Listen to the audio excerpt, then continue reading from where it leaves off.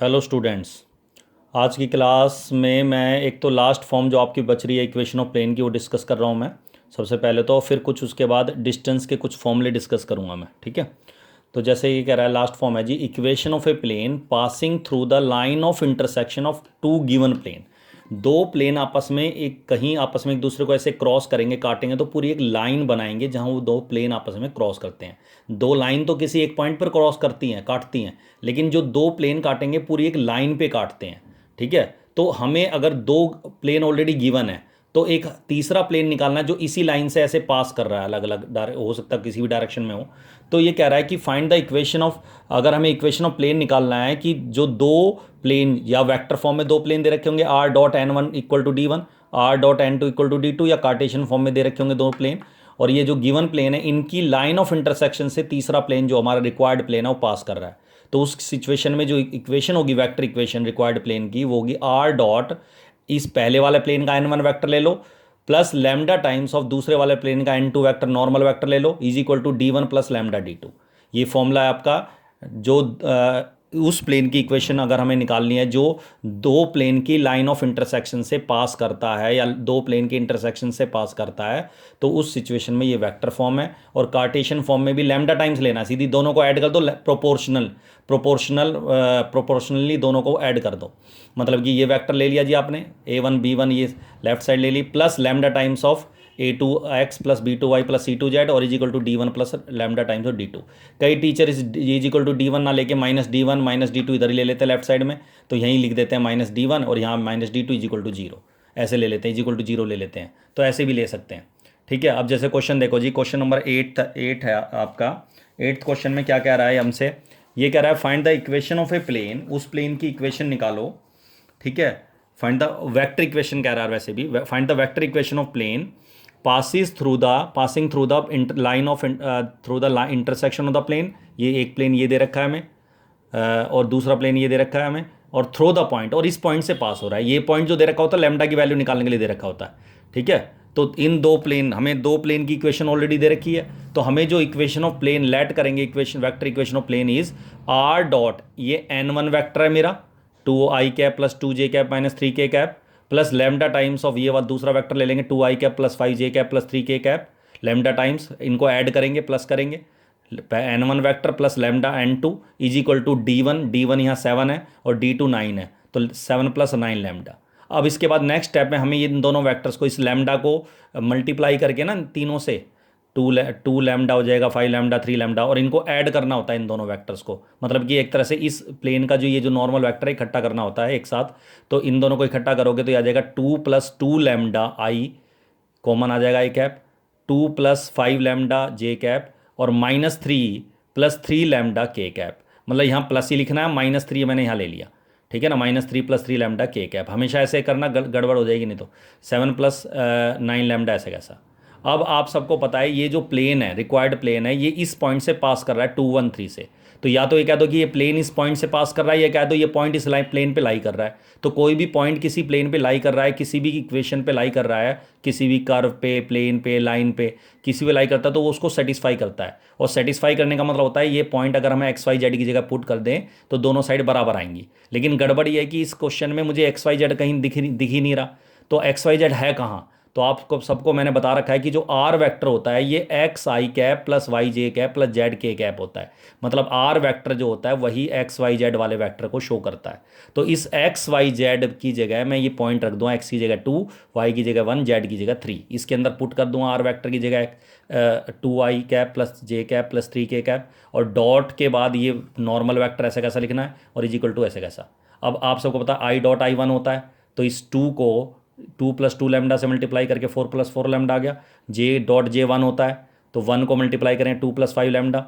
के dot K one होता है, तो माइनस थ्री, थ्री को माइनस थ्री से मल्टीप्लाई करेंगे तो minus nine plus nine lambda, ऑजिकल two seven plus nine lambda, ऐसे कैसा है।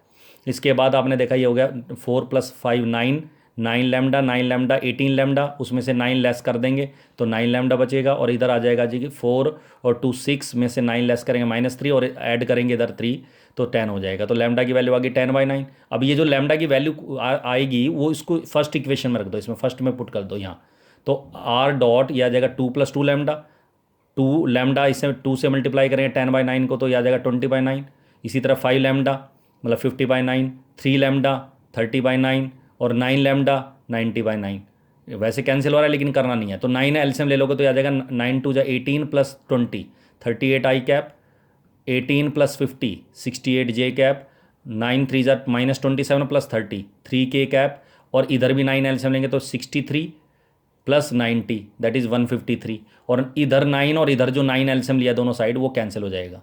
तो this is the vector equation of required plane. Clear है यहाँ तक? इस तरीके से अगर हमें एक ऐसे प्लेन की इक्वेशन निकालनी है जो दो ऐसे मतलब कि जो पास कर रहा है दो गिवन प्लेन की इक्वेशन से, लाइन ऑफ जहाँ दो प्लेन गिवन प्लेन आपस में काट रहे हैं लाइन पे, उसी से पास कर रहा है, तो हमेशा ये फॉर्मूला लगेगा। इस तरीके से करेंगे। क्लियर है? एक और देखो, ये भी वही है। क्वेश्चन नंबर 9 कह रहा find the equation of a plane. Plane ये नहीं कह रहा वेक्टर या कार्टेशियन, तो इक्वेशन ऑफ प्लेन तो कोई किसी फॉर्म में हम आंसर दे सकते हैं। Through the line of intersection of the two given plane, ये दो प्लेन की इक्वेशन दे रखी है, and which is perpendicular to the plane. तीसरा प्लेन भी दे रखा है और इस तीसरे प्लेन पे वो प्लेन जो है परपेंडिकुलर है। तो लैम्डा की वैल्यू निकालने के लिए इसमें परपेंडिकुलर वाली कंडीशन का इस्तेमाल करना पड़ेगा। तो सबसे पहले तो फॉर्मूला लगा देंगे, let equation of plane is, मैंने क्या बता रखा है, XY Z वाली वैल्यू ऐसे लिख के प्लस लैम्डा टाइम्स, और दूसरे वाले प्लेन की इक्वेशन लिख दो लैम्डा टाइम्स, और इज इक्वल टू में 1 + 5 लैम्डा और D1 + लैम्डा D2। ठीक है ना? अब इनको इकट्ठा कर दो, लैम्डा को मल्टीप्लाई करके x को इकट्ठा करेंगे तो आ जाएगा 1 + 2 lambda x, 1 + 3 lambda y, 1 + 4 lambda z is equal to 1 + 5 lambda. अब हमें ये पता है कि जो तीसरे वाला प्लेन है, ये जो गिवन प्लेन है थर्ड, और ये वाला जो फोर्थ प्लेन है, ये दोनों आपस में परपेंडिकुलर है। और जब परपेंडिकुलर होते हैं बेटा और कार्टेशियन फॉर्म में, तो कंडीशन ये होती है, तो अगर प्लेन परपेंडिकुलर है तो उनके नॉर्मल भी परपेंडिकुलर होंगे, और कंडीशन होती है परपेंडिकुलर की A1 A2 + B1 B2 + C1 C2 बराबर 0 होता है। तो इसका A1 होगा XYZ के जो कॉफिशिएंट है वो होते हैं A1 B1 C1, और इसमें जो XYZ के यहाँ कॉफिशिएंट है ये होते हैं नॉर्मल की डायरेक्शन रेशोज। तो इसकी डायरेक्शन रेशोज x का कॉफिशिएंट 1 है, तो A1 1 हो गया, A2 हो गया 1 + 2 लैम्डा, मल्टीप्लाई करके आएगा। -1 को मल्टीप्लाई करो 1 + 3 लैम्डा से, और 1 को मल्टीप्लाई करो 1 + 4 लैम्डा से, और is equal to 0। Is equal to ये नहीं आएगा क्योंकि इसमें 0 लेने कंडीशन लगा रहे परपेंडिकुलर वाली। तो ये आपका आ जाएगा, इसको सोल्व करोगे तो लैम्डा की वैल्यू आ गई -1/3। इस वैल्यू को वापस इसी में रख देंगे, तो -2/3 हो जाएगा, यहाँ -3/3 हो जाएगा, यहाँ -4/3 हो जाएगा, यहाँ -5/3 हो जाएगा।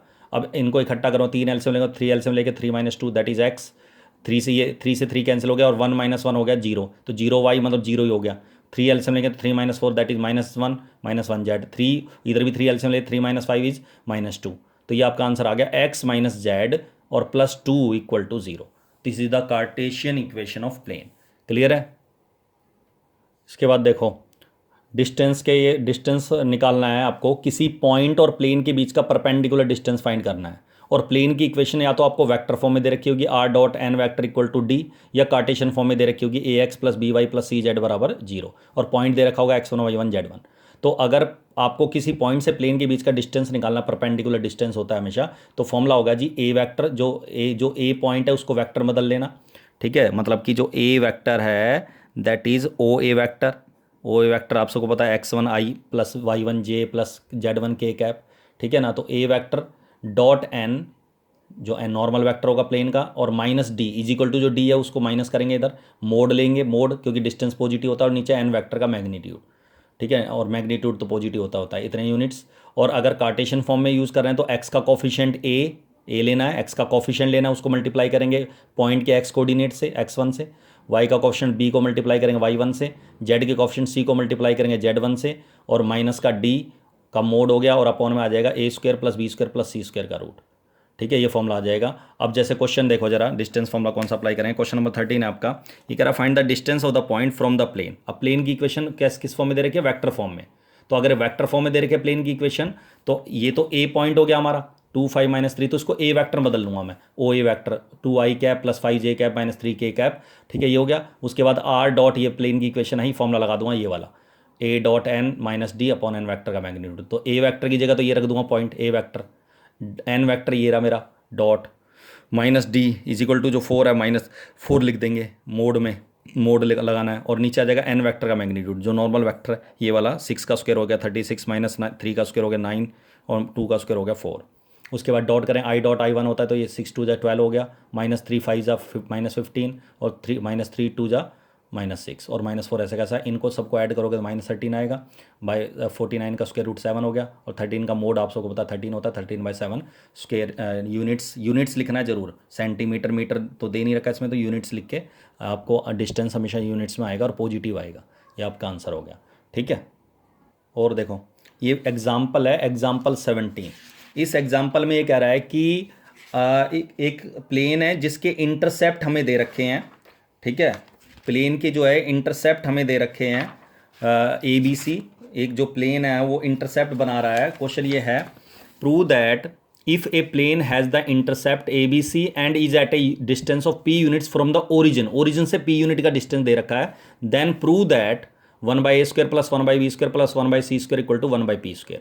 तो सबसे पहले तो हमें डिस्टेंस, अब इसमें P जो है वो लेंथ है, डिस्टेंस है ओरिजिन से, तो ओरिजिन मतलब पॉइंट हो गया, P डिस्टेंस हो गया, तो हमें डिस्टेंस फॉर्मूला डालना है। लेकिन डिस्टेंस फॉर्मूला तब डालते हैं हम प्लेन के ऊपर जब इक्वेशन पता हो हमें, और इक्वेशन हम निकाल सकते हैं, तीनों इंटरसेप्ट दे रखे हैं। तो equation of plane is x/a + y/b + z/c equal to 1 होती है। इंटरसेप्ट फॉर्म लग जाएगी, तीनों इंटरसेप्ट दे रखे हैं। अब हमें P जो दे रखा है वो दे रखा है perpendicular distance from origin to the plane. Origin होता है 0 0 0। अब कार्टेशियन फॉर्म में तो कार्टेशियन फॉर्म वाला फॉर्मूला लगा दूंगा, P बराबर हो जाएगा x का कॉफिशिएंट यहाँ 1/a है, इसको मल्टीप्लाई करूंगा x1 से 0 से, y का कॉफिशिएंट 1/b इंटू 0, z का कॉफिशिएंट 1/c इंटू 0, और इज इक्वल टू c है, d है ये वाला d, इसको -d लिख देंगे हम मोड में, और नीचे आएगा x y z के जो कॉफिशिएंट है 1/a 1/b 1/c, इन तीनों का स्क्वायर का रूट।